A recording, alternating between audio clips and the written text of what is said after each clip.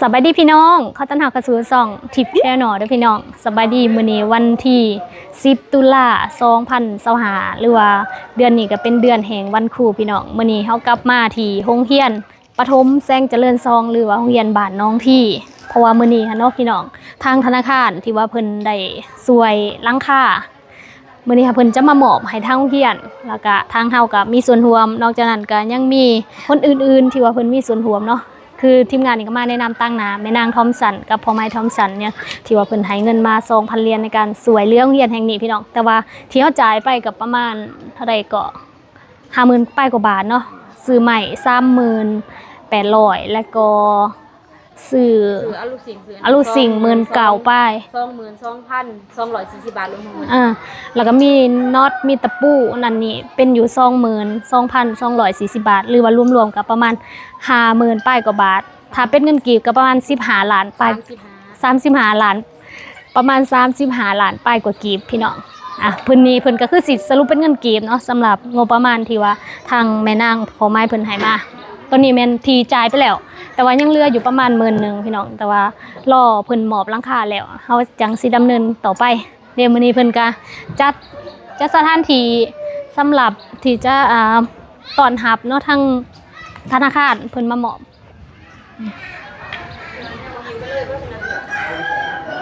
แล้วก็ในมื้อนี้เนาะพี่น้องก็เฮาทางทีมงานของเฮาก็ได้มีอุปกรณ์การเรียนพร้อมขนมมาแจกน้องๆแล้วก็มีอุปกรณ์การเรียนสำหรับโรงเรียนแซงเจริญ1ที่ว่าเฮาไปครั้งก่อนแล้วปหาเพิ่นขอมาตื่มหั่นเฮาก็ได้เตรียมมามอบในมื้อนี้พร้อมเดี๋ยวสิพากันคนลงก่อนเบิ่งสิเอารถไปทางนั้นมันจึงบ่ยากอันนี้ก็แม่นสถานที่เนาะที่เพิ่นจัดเตรียมไว้ถาแขกพี่น้องซึ่งตอนนี้ก็คือทาง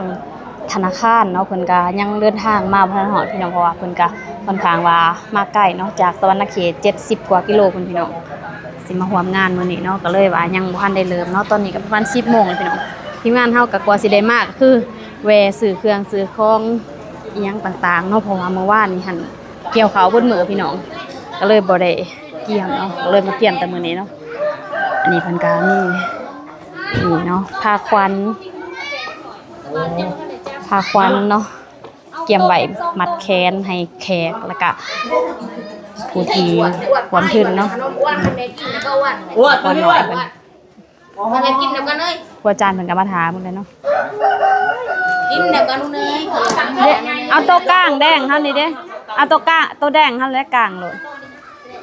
อันนี้ก็สิมอบอยู่นี่เลยปึ่มปหา10หัว20หัวเนาะปหาของปหาข้อมื้อนั้นเด้ลูกแล้วก็ได้หาลงมีอันนี้เนาะแม่นหมดเลยเอาลงหมดเลยเอาลงบ่เอาลงมีขนมบ่เอาลงแต่น้ำขนมปึ่มลูกพอรับสักกระดูพอนี้พอแลพอดำบ่แม่นเดี๋ยวตัวนั้นก็แม่นเด้ออาจารย์แม่นหมดเลยปึ่มกับอันนะกระสอบ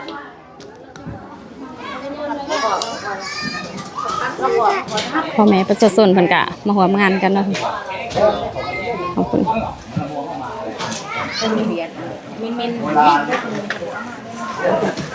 นี่ก็สิประมาณนี้เนาะพี่น้องตัวที่เฮาจะแจกให้น้องๆเนาะนี่ขอเรียนเชิญอันประธานประจำบอร์ดเนาะ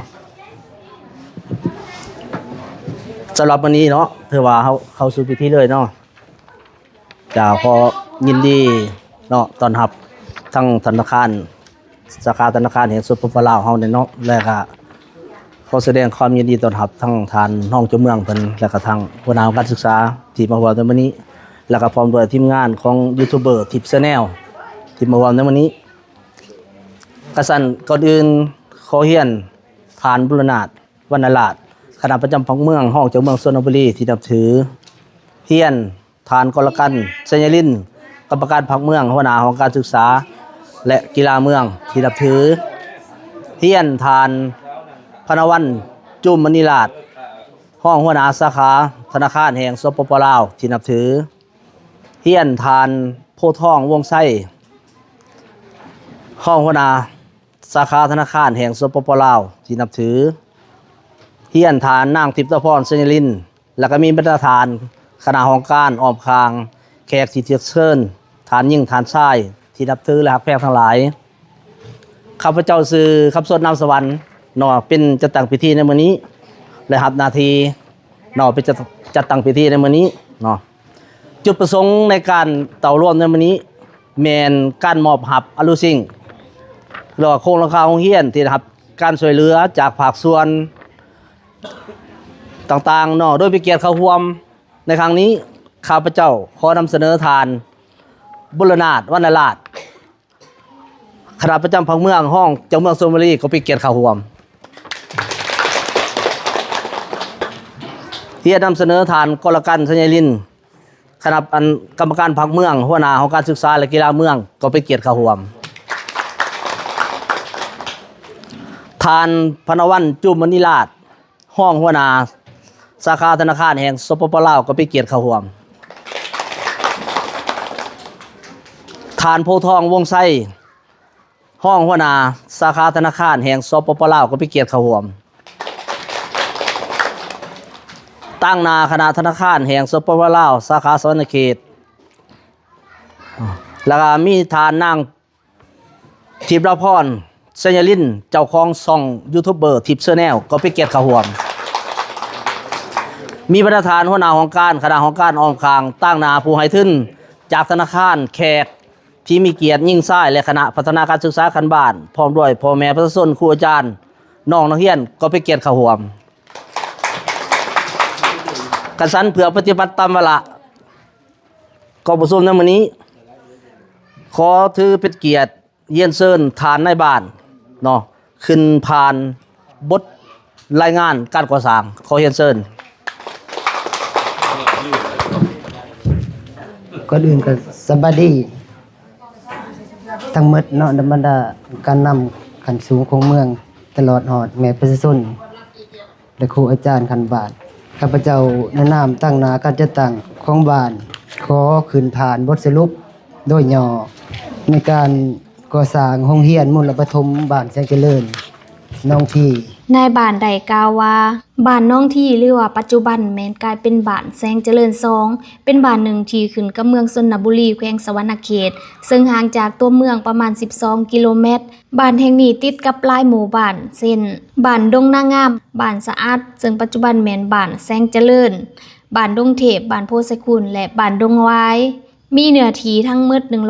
132.84 เฮกตาร์มีประชาชนรวมทั้งหมดในหมู่บ้านแม่น380 คน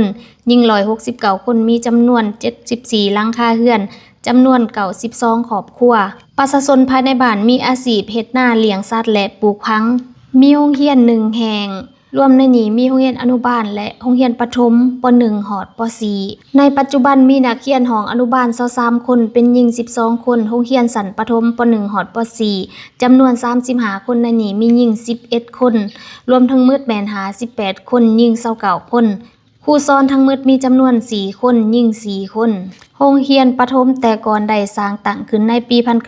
1974ตั้งอยู่ทางทิศตะวันออกของหมู่บ้านโรงเรียนหลังดังกล่าวแม่นเป็นโรงเรียนแห่งทำอิฐของบ้านย้อนมีอายุการนำใช้งานหลายปีจึงเฮ็ดให้โรงเรียนมีความทรุดโทรมและเปเพตามกาลเวลาแต่ด้วยความเอาใจใส่ของอำนาจการปกครองและคณะพัฒนาการศึกษาขั้นบ้านพร้อมด้วยพ่อแม่ประชาชนและครูอาจารย์ภายในโรงเรียนมีความสามัคคีร่วมมือกันในการซ่อมแปลงมาโดยตลอดแต่บ่สมบูรณ์ย้อนงบประมาณมีจำนวนจำกัดต่อมาทางของการศึกษาเมืองได้ให้ทิศสีนำและร่วมมือกับทางบ้านเพื่อปรับปรุงโรงเรียนหลังดังกล่าวโดยให้ทางบ้านสำรวจที่ตั้งอาคารเรียนหลังใหม่หรือว่าบอนที่จะสร้างโรงเรียนหลังใหม่เนื่องจากว่าที่ตั้งโรงเรียนหลังเก่าแม่นเนื้อที่มีน้อยและก็มีเดินที่บ่กว้างจึงได้กลายมาเป็นที่ตั้งโรงเรียนหลังใหม่ในปัจจุบันโดยแม่นดินร่วมของบ้านสถานที่แห่งนี้เบื้องต้นยังเป็นป่าหกเครือนายบ้านพร้อมด้วยประชาชนภายในบ้านจึงได้สามัคคีกันในการทางป่าและอนามัยปรับหน้าดินต่อมาได้แต่งตั้งคณะรับผิดชอบคันบ้านเพื่อ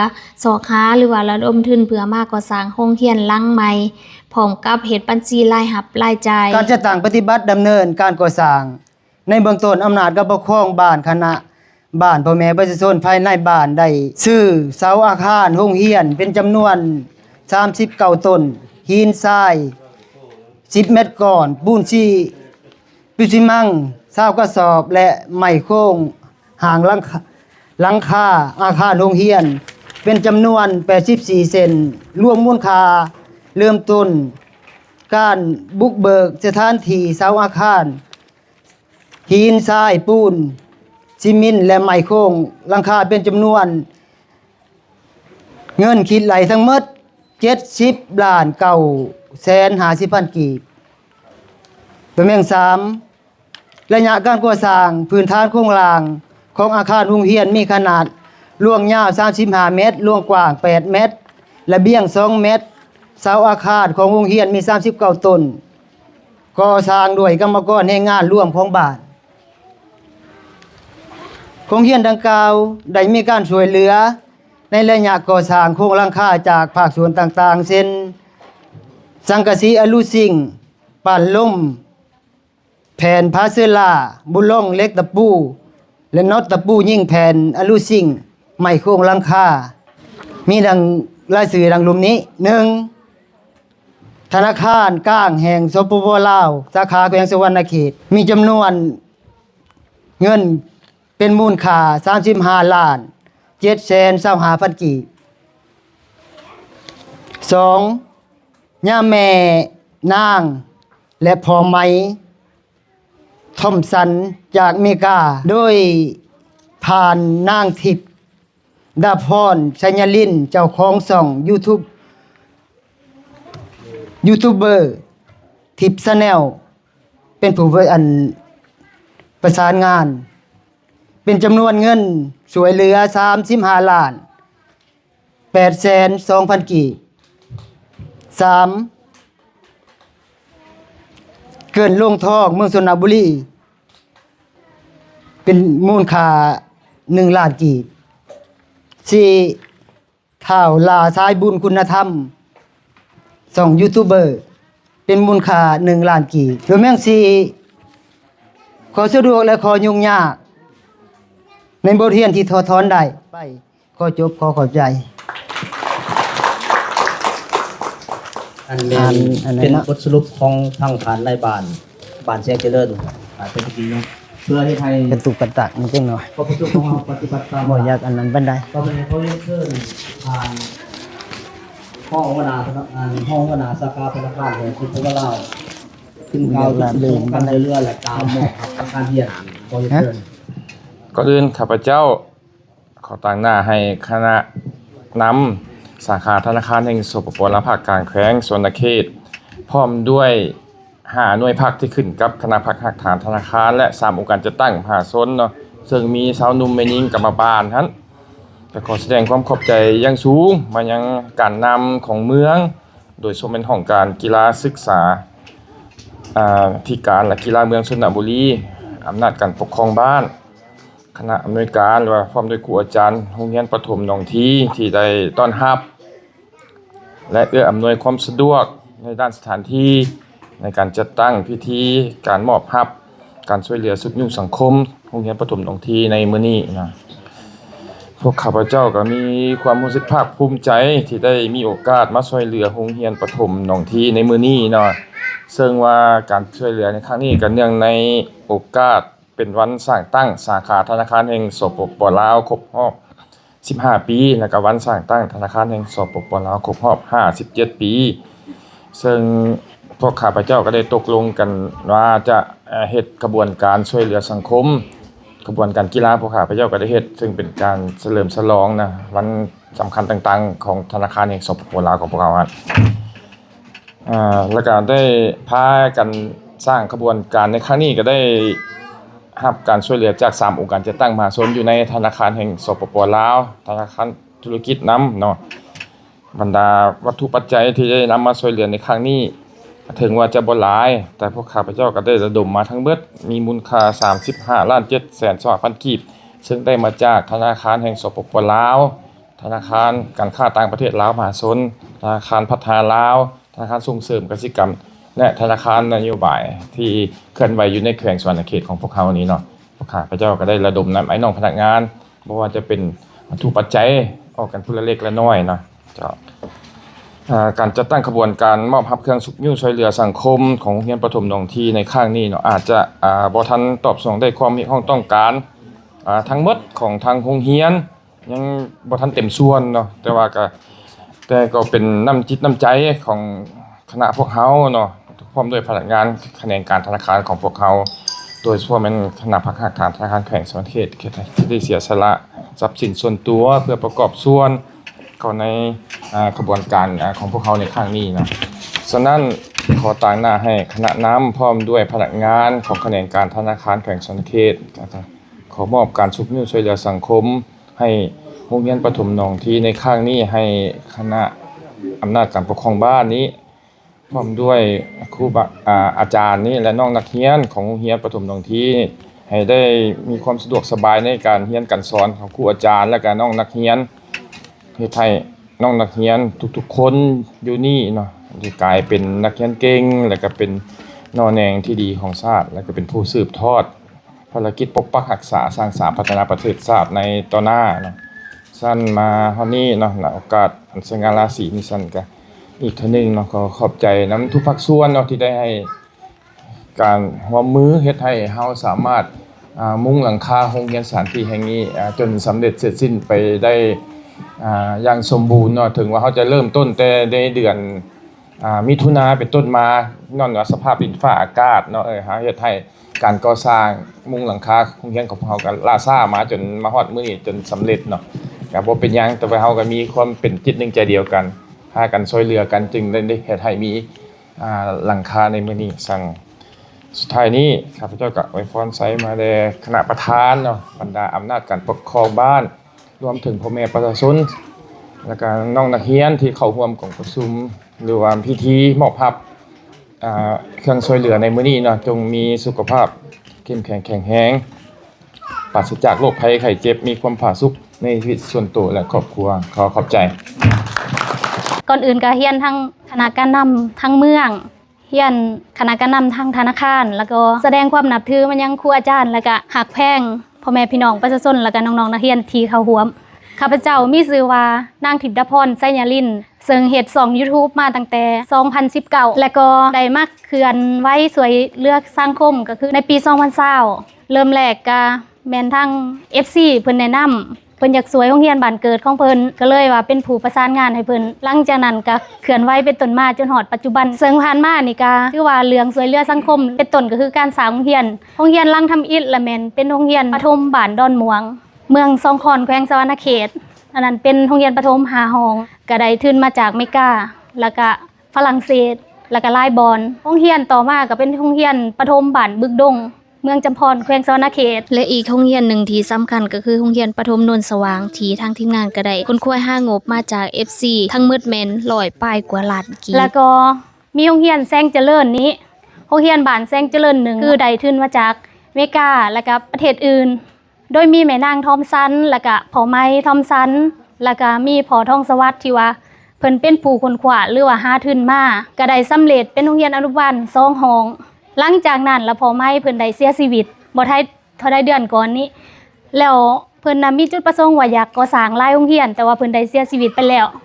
ซึ่งแม่นางที่ว่าเป็นภรรยาของเพิ่นก็เลยได้สืบต่ออุดมการณ์หรือว่าเฮ็ดบุญให้สามีที่ว่าได้จากไปก็คือได้ให้ทุนมาสร้างโรงเรียนหลังนี้เป็นจำนวนเงินเบื้องต้นก็คือ 2,000 เหรียญซึ่งตอนนี้ก็ได้ใส่ไปแล้ว 50,000 ป้ายกว่าบาทเขาแตกเป็นเงินบาทแล้วก็เหลือประมาณ 10,000 ป้ายก็สิได้ซื้อวัตถุอุปกรณ์หรือว่าเครื่องอื่นๆเพิ่มเติมแล้วก็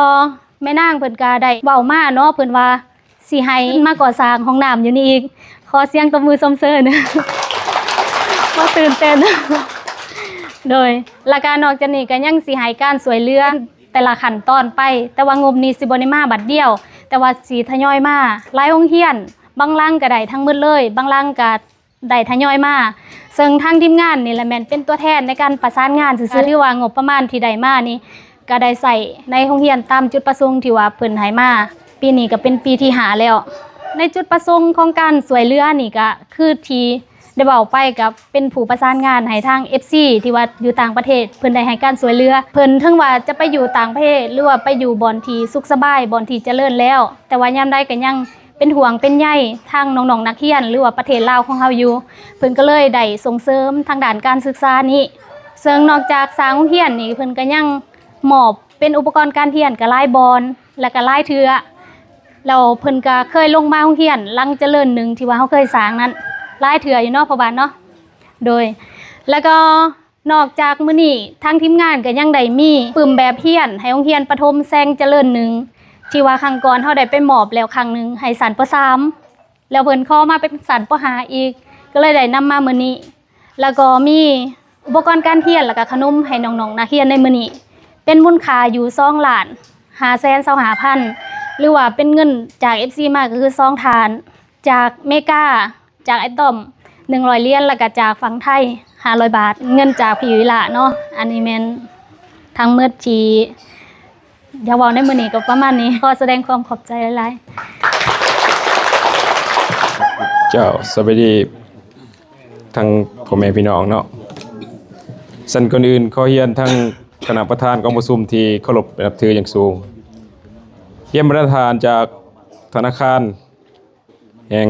สปป.ลาวก็คือธนาคารตั้งหน้าให้ธนาคารนโยบายธนาคารพัฒนาลาวธนาคารส่งเสริมเกษตรกรรมที่เคารพนับถืออย่างสูงเฮียนประธานคณะปกครองบ้านตลอดฮอดพ่อแม่ประชาชนภายในบ้านและครูอาจารย์ที่เคารพนับถืออย่างสูงโดยได้รับอนุญาตจากคณะประธานก็คือตั้งหน้าให้คณะจัดตั้งเมืองขึ้นผ่านข้อตกลงของฐานเจ้าเมืองว่าด้วยการย่องย่อกลมกองบุคคลที่มีผลงานดีเด่นในการประกอบส่วนก่อสร้างซ่อมแปลงโรงเรียนประถมแสงเจริญน้องทีในครั้งนี้เนาะสันข้าพเจ้าขออนุญาตผ่านสาธารณรัฐประชาธิปไตยประชาชนลาวสันติภาพเอกราชประชาธิปไตยเอกภาพวัฒนถาวรข้อตกลงของฐานเจ้าเมืองฉบับเลขที่475/สนลลงวันที่25 กันยายน 2025ว่าด้วยการย่องย่อผู้ที่มีผลงานดีเด่นในการประกอบส่วนทึ่นก่อสร้างซ่อมแปลงโรงเรียนประถมแสงเจริญเมืองชนบุรีอิงตามภาคที่4หมวดที่4มาตรา40ข้อ7ของกฎหมายว่าด้วยกฎหมายท้องถิ่นฉบับเลขที่68/สปสลงที่14 ธันวาคม 2015อิงตามลำดับฉบับเลขที่116/รบลงที่22 เมษายน 2019ของรัฐมนตรี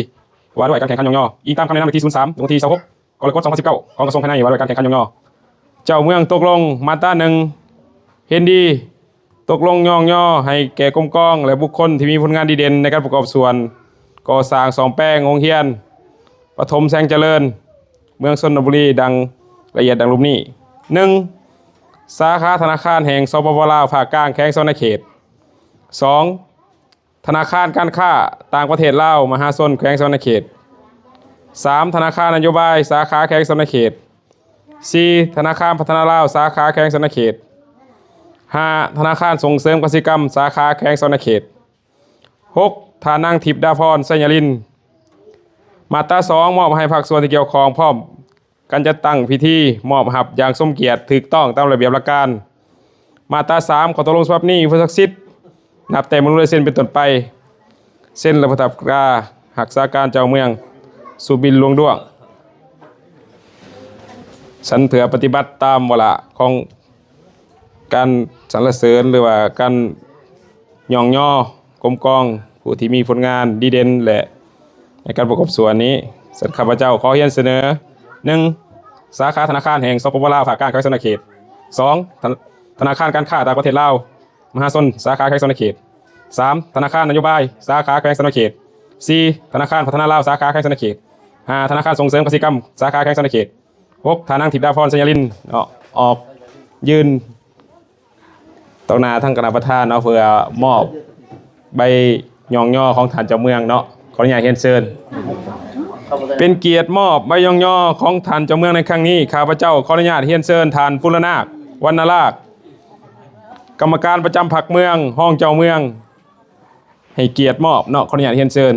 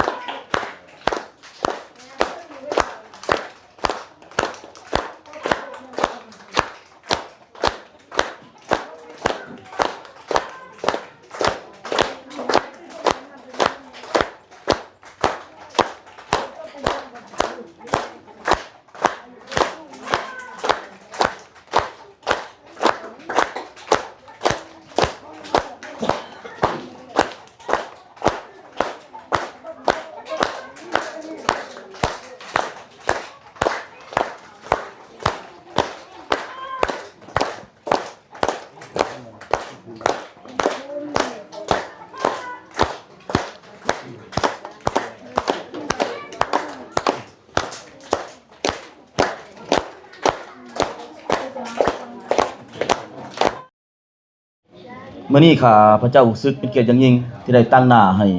การนำของเมืองชลบุรีได้ลงมาร่วมพิธีมอบอาคารเนาะอาคารเรียนคือการประกอบส่วนในการสร้างโรงเรียนบ้านหนองทีในครั้งนี้เนาะข้าพเจ้าเองเนาะตั้งหน้าการนำของเมืองก็ขอถือโอกาสนี้ขอแสดงความขอบอกขอบใจและฮู้บุญคุณมายังบรรทานเนาะก็คือธนาคารแห่งสาธารณรัฐประชาธิปไตยประชาชนลาวเนาะธนาคารการค้าต่างประเทศมหาชนธนาคารพัฒนาลาวธนาคารนโยบาย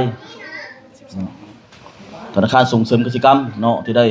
มาร่วมกิจกรรมช่วยเหลือสังคมในครั้งนี้และข้าพเจ้าขอเชิญชวนประธานที่อยู่สถานที่นี้ตบมือสมเสยต่อผลงานดังกล่าว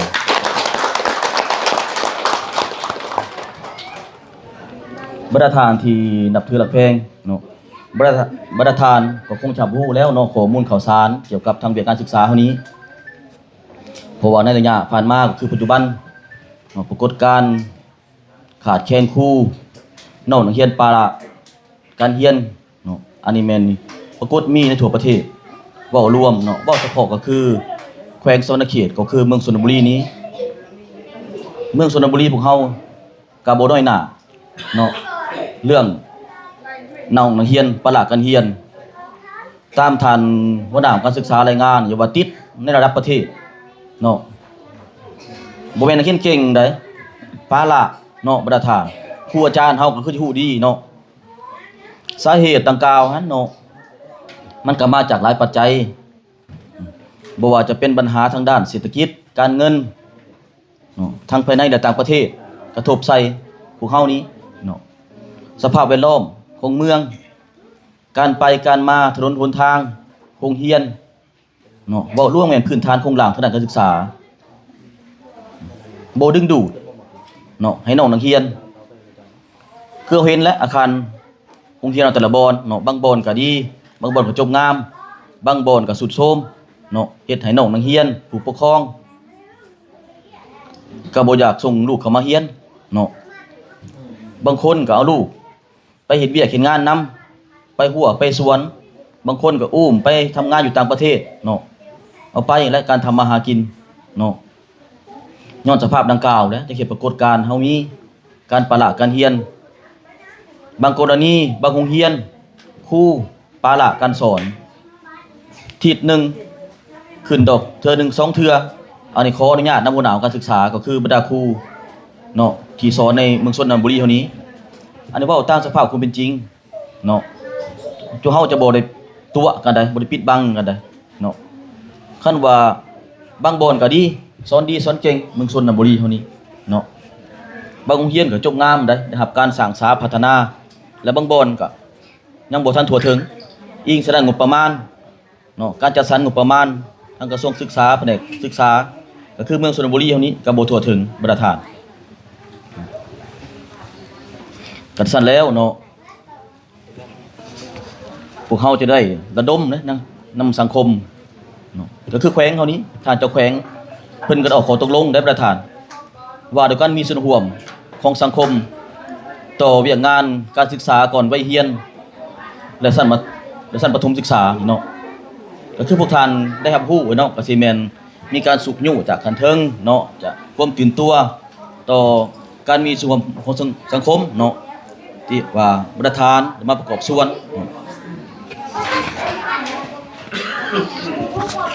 นอกจากปรากฏการณ์ปาระการเรียนแล้วเนาะในสังคมการเรียนเฮานี้ก็ยังมีปัญหายาเสพติดเข้ามาเกี่ยวพันน้ำกระท่อมคอลลาเจนเนาะยาสูบไฟฟ้าอันนี้แม่นปรากฏมีในสังคมบ้านเฮาก็ซั่นแล้วเนาะมันต้องเรียกร้องให้ทุกภาคส่วนในสังคมนี้มีส่วนร่วมบอกเขาอย่าให้ลูกหลานจำแหนเพิ่นหยุดก่อนใจก็เพิ่นหยังยึดก่อนอย่าพลาดปัญหาการศึกษานี้ประธานบ่แม่นเวียกเฉพาะเลยเนาะหรือว่าเวียกผู้เดียวของการศึกษาเมืองหรือว่าแผนกศึกษาแม่นเป็นเวียกรวมของสังคมเนาะทุกชั้นคนในสังคมเนาะหรือว่าการจัดตั้งทุกภาคส่วนต้องมีส่วนร่วมนำกันถ้าว่าจะให้แต่ของการศึกษาผู้เดียวนี้ข้าพเจ้าเป็นไปได้ยากเพราะว่าโรงเรียนนี่เนาะน้องนักเรียนก็เป็นมาจากหลายภาคส่วน จากลูกพนักงานทหารตำรวจจากลูกนักธุรกิจอยู่นำกันนี้กันสั้นแล้วเนาะเขาต้องได้ช่วยกันในสังคมบ้านเฮานี้ให้เวการศึกษาเฮานี้ก้าวไปทีละก้าวเลยเนาะบ่ว่าประเทศใดในโลกเนาะที่เขาพัฒนาต้องมีการศึกษาต้องมาก่อนแม่นว่าประธานผู้เฮานั่งอยู่นี่เป็นพนักงานเนาะบ่ว่าทั้งภาครัฐเอกชนก็แม่นได้รับความรู้จากครูอาจารย์เนาะเฮาจึงมามื้อนี้ก็สั้นแล้วถ้าเฮาบ่มีความรู้บ่มีการศึกษานี่อันแน่นอนแหละแต่ว่ามีบ่ผู้ประสบผลสำเร็จมีเนาะแต่มีน้อยคือเฮาฮู้จักว่าข่าวบรรดาเศรษฐีของโลกเนาะก็จบบ่ได้สูงจบมัธยมก็มีแต่เป็นเศรษฐีอันนั้นมันบางกรณีเนาะเขาเจ้าก็มีความรู้เฉพาะทางเนาะก็ซั่นแล้วปัญหาการเรียนเท่านี้คือน้องเรียนเท่านี้บางโรงเรียนป .2 ป .3 ล่ะอ่านหนังสือยังบ่ได้10โรงเรียนบางอย่างเฮาไปประเมินเบิ่งอ่านหนังสือได้มีแต่ 0.8 เนาะจันกอ โดย 0.8% ประธานอันนี้น่าตกใจเลยกษัตริย์ละเฮ็ดจังได๋ในการศึกษาเฮานี้เนาะจะได้รับผลสำเร็จหรือมีความก้าวหน้าต่อหน้านี้กษัตริย์แล้วเนาะอำนาจก็ปกครองทุกขันเมืองเนาะศึกษาเมืองนี้ด้วยคณะพัฒนาการศึกษาขันบ้านต้องพร้อมใจกันประสานสมทบซึ่งกันและกันครูอาจารย์ผู้เป็นผอก็ต้องประสานสมทบกับบ้านว่าโรงเรียนเฮานี่ขาดแคลนตัวใดต้องการให้บ้านช่วยหยังเนาะในบ้านก็ต้องประสานคือโรงเรียนนี่ต้องการให้บ้านนี่ช่วยแนวใดศึกษาอบรมบ่เนาะพ่อแม่ผู้ปกครองในบ้านประธานแนวราสังสาสตร์บ้านประธานแม่ยิ่งบ้านเลขาสนุมบ้านก็ต้องเฮ็ดหน้าที่ช่วยกันในการศึกษาอบรมพ่อแม่ผู้ปกครองในน้องเรียนพ่อแม่ผู้ปกครองก็แม่นมีสิทธิ์หน้าที่ก็ส่งลูกเขาเรียนให้เขาเจ้าได้เรียนรู้อย่างบ่ได้แท้ก็ให้จบการศึกษาภาคบังคับของแขวงเฮานี้เนาะคือประเทศเฮานี้ก็แม่นจบมัธยมต้นคันว่าเนาะเด็กน้อยบ้านเฮานี้สั้นประถมเฮานี่เอาไปเฮ็ดเวียกเฮ็ดงานนำพ่อนำแม่ก็บ่ได้ประโยชน์หยังหลายดอกข้าพเจ้าว่าก็ยังน้อยอยู่ใส่งานหนักบ่ได้ก็สิไปเอาน้องอยู่ถ้ามีน้องน้อยก็เนาะประธานก็สั่นแล้วในบ้านเนาะคืออำนาจปกครองเนาะที่มานั่งนำกันมื้อนี้ให้พร้อมใจกันสุขยู่ได้เนาะบอกเขาเจ้าลูกหลานเนาะข้าพเจ้าเชื่อว่าอยู่ในบ้านเฮานี่ก็บ่หลายครอบครัวส่วนใหญ่ก็แม่นแต่มีแต่พี่แต่น้องกันแนะนำกันบอกกันตื่มให้มาเข้าโรงเรียนอยู่นี้เนาะให้ใหญ่ซะก่อนจบซะก่อนถ้าจบไปแล้วมีการศึกษาเฮาไปเฮ็ดเวียกบ่ว่าอยู่ไสไปเป็นกรรมกรก็จะได้เป็นหัวหน้ากรรมกรเนาะสั่นอยู่คันบ้านบ่ได้เป็นพนักงานทหารตำรวจพนักงานเอกชนก็มาเป็นนายบ้านเด้เป็นหัวหน้าชุมชนจะน้อยในบ้านก็สิบ่มีบ้านเฮาเนาะถ้าว่าลูกหลานเฮาบ่เข้าโรงเรียนในตัวหน้านี่ประธานก็ฮู้แล้วว่าภาครัฐเฮาจะหันให้มีขันตะแสงถือว่าขอรายงานในทางกลุ่มธนาคารเฮาเลยเนาะคือเมืองชนบุรีเฮานี้ก็จะแม่นจะแบ่งออกเป็นอยู่5ตะแสงเนาะก็คือมีตะแสงโนนสว่างตะแสงโคไซคูน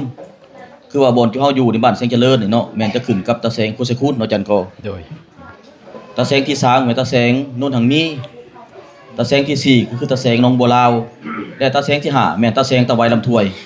เนาะแม่นจะได้การเกี่ยมสร้างถือว่าเดี๋ยวนี้แม่นเฮาประกาศแล้วให้เป็น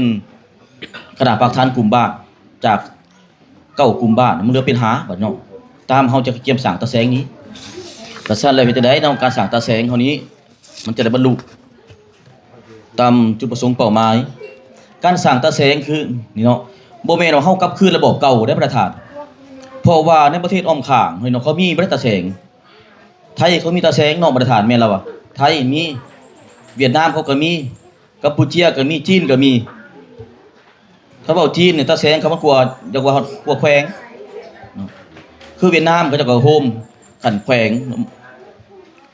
เขาเจ้าสามารถโฮมได้จาก63 64แขวงมันเหลือแต่30ปลาย เรือ34แขวงหยุบเมืองมาสร้างตั้งเป็นตาแสงหยุบตาแสงจำนวนหนึ่งมาโฮมหัวกันอีกเนาะกันสั้นแล้วเฮาใน18แขวงนี่เนาะเพิ่นก็กำหนดมาแล้วเนาะในแต่ละเมืองนี่บ่ให้เกิน6ตาแสงแต่ว่าแขวงชนเขตเท่านี้เนี่ยผ่านบทรายงานการเมืองของเมืองเซโปนคือของแขวงนี้แม้นจะมีแต่เมืองเซโปนเพิ่นกำหนดเอาอยู่7ตาแสงเนาะฉะนั้นเนาะข้าพเจ้าจะขออย่างห้องมายังทุกภาคส่วนในสังคมเนาะก็คือบรรดาทานที่ตั้งหน้าแต่ละธนาคารที่ประจำอยู่แขวงชนเขตนี้เนาะให้ช่วยเหลือทางเมืองพวกเฮาตื้อเนาะเพราะเมืองชนบุรีเฮานี้เนาะก็เว้าว่าเป็นเมืองที่น้อยนี่บ่แม่นน้อยด้านเนื้อที่น้อยด้านเศรษฐกิจบรรดาหัวหน่วยเศรษฐกิจใหญ่ๆนี่บ่มีในเมืองชนเฮานี่โครงงานก็บ่มีบรรดาทานทางธนาคารนี่สิหาผู้ได้เนาะด้านเศรษฐกิจนี่มีธงเดือยไม้อันนี้ก็เป็นปรากฏการณ์ย่อท่อหนึ่งการตัดไม้ทำลายป่าเฮ็ดให้ภาวะโลกร้อนบ่การเปลี่ยนแปลงสภาพดินฟ้าอากาศอันนี้ทางพวกเฮาก็สกัดกั้นอยู่เนาะปรากฏการณ์ย่อท่อต่างๆนี้แต่ก็ว่าปราศจากบ่ได้ย้อนว่าการทำมาหากินของพ่อแม่ประชาชนเนาะมันยังยุ่งยากซับซ้อนอยู่ระบบพื้นฐานโครงล่างเป็นต้นแม่นถนนทางก็ยังบ่มีทางยางจักเส้นได้ในเมืองชนเฮานี่บ่ได้ทางเฮามีมันก็มีต่อมาจากเมืองจำพรเนาะต่อจากดอนแดงฮอดเทศบาลเมืองเท่านั้นเนาะส่วนว่าแต่เทศบาลเมืองสุรบุรี5บ้านนี้แม่นยังบ่มีทางยางหรือว่าทางเปตงจักเส้นเนาะมาตรฐานก็สั่นแล้วจะขออย่างฮ้องนำมาตรฐานนี้เนาะสวยระดมในความคิดเนาะมันสมองตื้มว่าจะมีสุขอยู่ภาคส่วนธุรกิจแนวใดให้มาลงทุนอยู่เมืองสุรบุรีเฮานี้บรรดาโครงงานธนาคารก็มีแต่ส่งเสริมเนาะส่งเสริมมีแต่นโยบายเนาะขออภัยธนาคารนโยบายบอนเดียวสำหรับประธานทั้งการเนาะที่สุมทุกสติปัญญากำลังวังชาเหือแห้งเนาะด้านทรัพย์สินส่วนตัวประกอบส่วนเขาในการสร้างสาพัฒนาพื้นฐานโครงสร้างในการศึกษาเนาะรวมบ่เฉพาะก็คือโรงเรียนประถมบ้านน้องที่บ้านแสงเจริญเท่านี้เนาะขอไว้ใส่พรประธานจงมีสุขภาพเข้มแข็งอายุมั่นยืนประสบผลสำเร็จในหน้าที่งานทุกประการเจ้าขอจบขอบใจ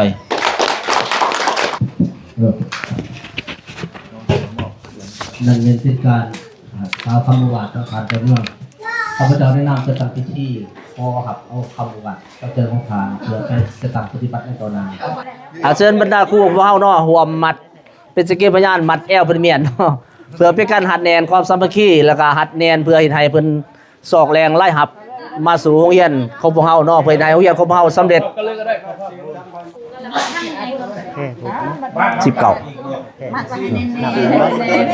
เพิ่นบ่ให้ไปใส่ถึงลบนะกูได้ทองที่โซนมัดให้มันแวบ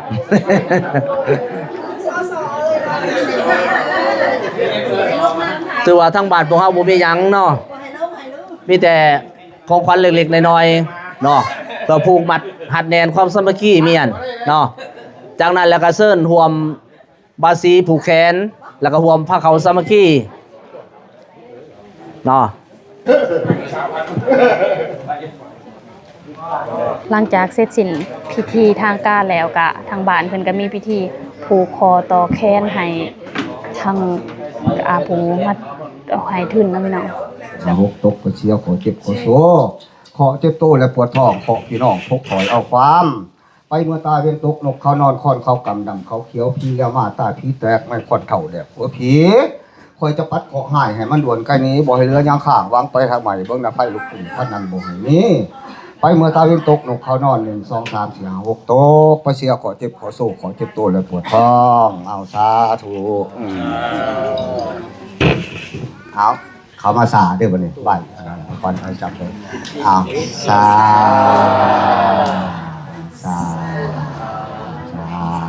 คันทำลาบาสีและกาผูกแคนและเซินทั้งอาหารทั้งผู้ครองและกาทั้งอำนวยการโรงเรียนเนาะ ขึ้นมาผูกแขนได้เด้อขออย่าเห็นเว้นอย่าได้ตามผูกอุปสรรคขออย่าเห็นเว้นอย่าสักให้ห่างไกลไรเหนือความทุกข์ให้หลังนี้ ความมีให้หลังเขาเงินก็เต็มกระเป๋าเขาอยู่เล่าก็ล้นขือเขาไม่ลูกก็อย่าพานเขามีร้านก็จะดื้ออยู่ดีมีแห้งแต่นี่ต่อไปเพิ่นข้างเจ็บให้เจ้าข้างใดเพิ่นข้างไข่ให้เจ้าข้างห่างข้างมีให้เป็นเศรษฐีและถ้อยข้าเทสุนภาพแก่กาภาพหมู่พี่มานอมอุอะมุมะมุนมาสาธาโสธีภาวันตุเตมันยืนเด้อหายกว่านี้ดีกว่าเขามาเยอะความเจ็บช่วยได้ความไข่อยู่ให้นี่ปรารถนาสิ่งใดให้ได้สิ่งนั้นสมดังมโนวังโพยพายังอย่าได้มีมาต้องขอให้เงินทองไหลหล่นเกินคนทั้งโลกความถูกความโศกให้ห่างเว้นหายอย่าได้มีบุญกุศลส่วนนี้ขอให้เป็นสะพานแก้วสะแนนทองห้องหนังเด้อให้สำเร็จสมหวังดังมโนนึกไว้ใจตั้งปรารถนาให้มีอายุวันนะสุขะพละมันยืนเอาหายกว่านี้ดีกว่าเขามาเยอะควันนั่นเฮาอยู่ดีมีแห้งแต่นี่ว่าน่าศึกษาเมืองเนาะปรารถนาสิ่งใดให้ได้สิ่งนั้นสมดังมโนรสปรากฏในเมืองคนอย่าฉุกต้นเงินใส่เด้อแพ้สบายหรือซอยนินพลอยหอยสั่งมาโนในใจหวังอย่าได้ยังให้หลังล้นจ้าชนให้สู่แนวเด้อปรารถนาเอาแก้วมักสิ่งที่มีพานอย่าได้สารลูกี้หรือลูกกุตละเก่าสั้นคิดเอาดวงแก้วทรัพย์พญูให้ได้ง่ายให้มีอายุวันนะสุขะพละมันยืนเป็นหลวงพ่อผมใส่ให้ลูกให้ล้านเอาสาธุหายกว่านี้ดีกว่าเขามาเยอะฟันอยู่ดีมีแห้งแต่นี่ต่อไปความเจ็บช่วยได้ความไข่ช่วยมีและขออย่าเห็นเว้นอย่าได้ตามขู่อุปสรรคขออย่าเห็นเว้นอย่าสักให้ห่างไกลไรหนึ่งความทุกข์ให้หลังนี้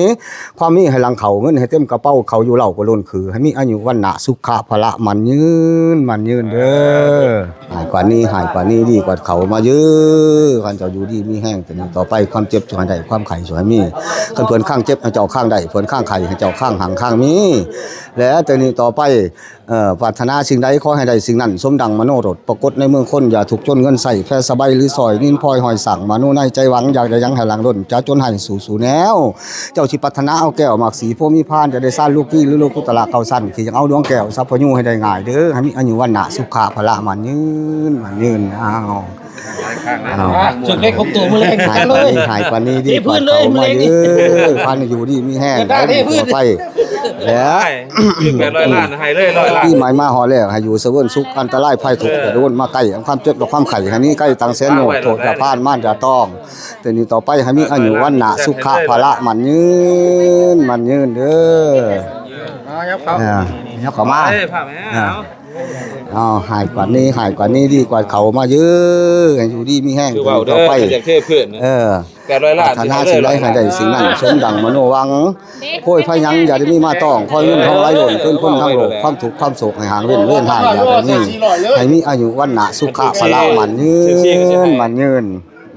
เอายูทูบเบอร์ได้มั้ยโอ้เขาดูงานหายกว่านี้ดีกว่าเขามาเยอะปรารถนาสิ่งใดให้ได้สิ่งนั้นเด้อสมดังมโนวังโพยพายังอย่าได้มีมาต้องคอยเงินทองไหลหล่นเกินคนทั้งโลกความทุกข์ความโศกให้ห่างเว้นหายอย่าได้มีบุญกุศลส่วนนี้คอยเป็นสะพานแก้วสะแนนทองห้องหนังให้สำเร็จสมหวังดังมโนนึกไว้ใจตั้งปรารถนาด้วยเดชกล้าคุณแห่งพระไตรลักษณ์จงกำจัดภัยเวรให้ห่างไกลไรเว้นไปหาศัตรูมารดอลลาร์ขึ้นเมื่อเด้ออย่าได้คมเขียดแค้นอารมณ์ปู่เงาให้มีอายุวันนะสุขะพละมันยืนเด้อ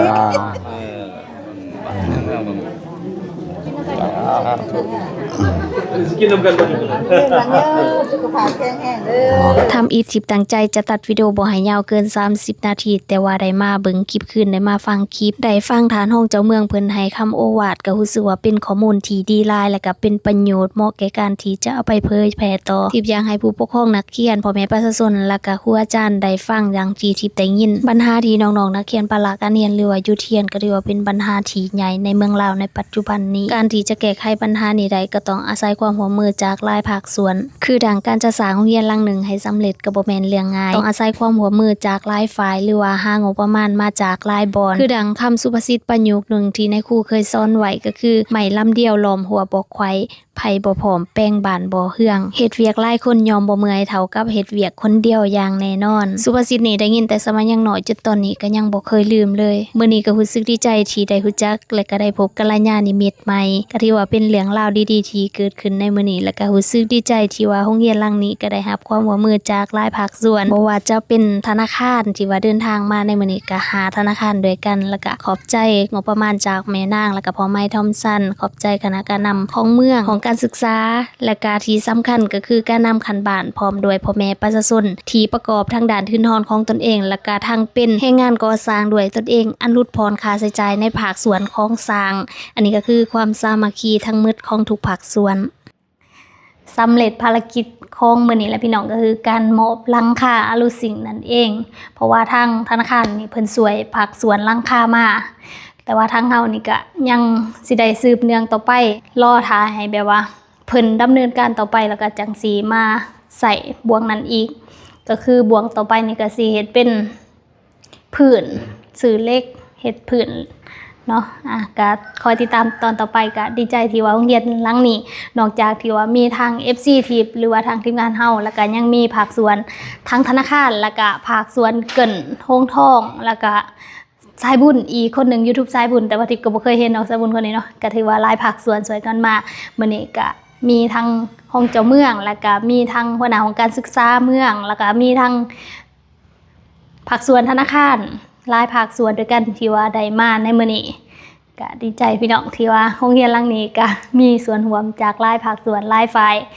หอนแห้งพี่น้องเหงื่อออกตอนนี้ทีมงานก็กลับมาฮอดเทือนอาจารย์เป็นเทียมหอยแล้วสำหรับคลิปนี้ทิพย์ก็สิจบไว้เพียงเท่านี้ก็ขอบใจหลายสำหรับผู้ให้ถึงเป็นต้นก็คือแม่นางเนาะที่ว่าเป็น